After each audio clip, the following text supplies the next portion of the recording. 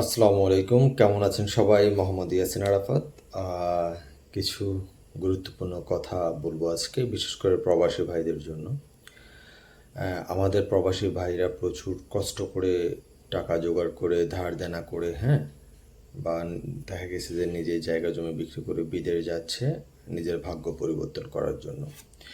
এক্ষেত্রে অনেক সময় দেখা যায় কি যে উনি বছরের পর বছর বিদেশ করেছেন, দেশে টাকা পাঠিয়েছেন ভাইদের কাছে, বাবার কাছে, আত্মীয় স্বজনের কাছে বা স্ত্রীর কাছে। দেখা গেছে যে উনি 5 বছর, 6 বছর, 10 বছর পরে এসে কোনো কিছুই পাচ্ছেন না। আর দেখা গেছে টাকা পাঠিয়েছেন ঠিকই, কিন্তু টাকাটা কোথাও জমা রাখছেন না, আর জমা রাখলেও দেখা যাচ্ছে অন্য একজনের অ্যাকাউন্টে।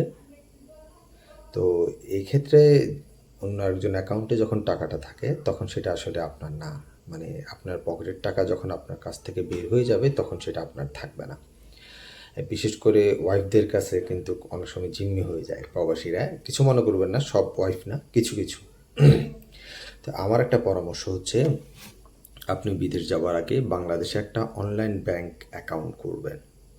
সেটা ডাচ বাংলা ব্যাংক হতে পারে, তার সেটা ইউসিবি হতে পারে, ইউনাইটেড কমার্শিয়াল ব্যাংক যেটা সেটা সেটা ব্র্যাক ব্যাংক হতে পারে, যে কোনো এক্সওয়াইজেড যে কোনো একটা ব্যাংক যেটাতে অনলাইন ব্যাংকিং সিস্টেম আছে ওরকম একটা অ্যাকাউন্ট খুলবেন। খোলার পরে আপনি দেশের বাইরে যাবেন। দেশের বাইরে যাওয়ার পর আপনি টাকা কামাবেন। আপনি ধরেন যে মাসে 50,000 টাকা কামান। তো 50,000 টাকা যখন কামান, দেশে আপনার ওয়াইফ আছে, দেশে আপনার বাবা মা আছে, ওনাদের জন্য আপনার খরচ পাঠাতে হবে।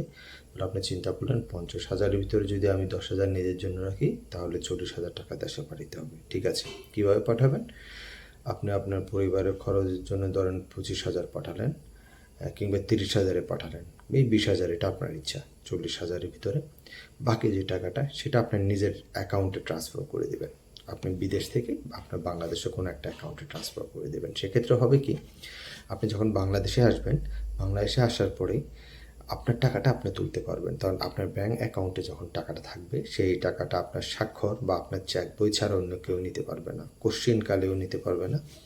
সো আপনি যখন বাংলাদেশে আসবেন, দেখা গেছে আরেকজন অ্যাকাউন্টে টাকা থাকলে তার পিছনে পিছনে হাঁটতে হবে, এই তোমার অ্যাকাউন্ট থেকে আমাকে টাকাটা দাও। ও ওয়াইফকে বলবেন, ওয়াইফ বলবে যে আমি তো আমার বাইরে, দেশের বাইরে পাঠাইছি, আমার বাবা এক জায়গায় একটা ব্যবসা করতে চাইছিল, তাকে কিছু দিছি, উনি আবার আস্তে আস্তে দিবেন, হ্যাঁ। বা ভাইকে দিয়েছেন, দেখা গেছে ভাই আপনার টাকাগুলো খেয়ে শেষ, সে নিজের একটা ব্যবসা প্রতিষ্ঠান খুলে বসে আসছে, 2টা গাড়ি কিনে নামাই ফেলছে, আপনি কিন্তু শূন্য, আপনার আসলে ভাগে কিছু নাই। বা বাবা মাকে দিয়েছেন, বাবা মারা সাধারণত বাচ্চা মানে ছেলেদেরকে ঠকায় না, কিন্তু সেক্ষেত্রে অন্য অন্য সন্তানরাও যদি থাকে, বাবা মারও অন্য অন্য সন্তানদেরকে এটা আসলে বন্টন করে দেয়, কারণ প্রত্যেক বাবা মা কিন্তু সন্তানদেরকে আসলে সুখে রাখতে চায়।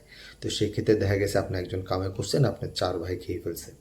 হতে পারে, হতে পারে, এটা এখন বাস্তব প্রেক্ষাপট। আমার এই ভিডিওটা দেখে হয়তো অনেকে আমাকে গালি দিতে পারেন বা অনেকে আমার উপর রাগ করতে পারেন, কিন্তু কথাটা বাস্তব এবং বাস্তবসম্মত।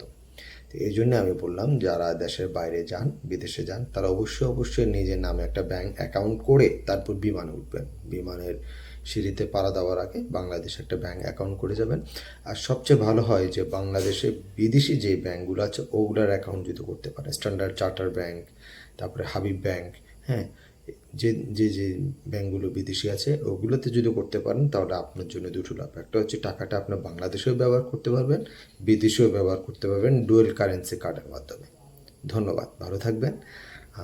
আর আমার কথাটায় যদি কারো মনে কষ্ট পান বা কেউ যদি ব্যক্তিগতভাবে আঘাত পান, আমাকে ক্ষমা সুন্দর দৃষ্টিতে দেখবেন। আসসালামু আলাইকুম।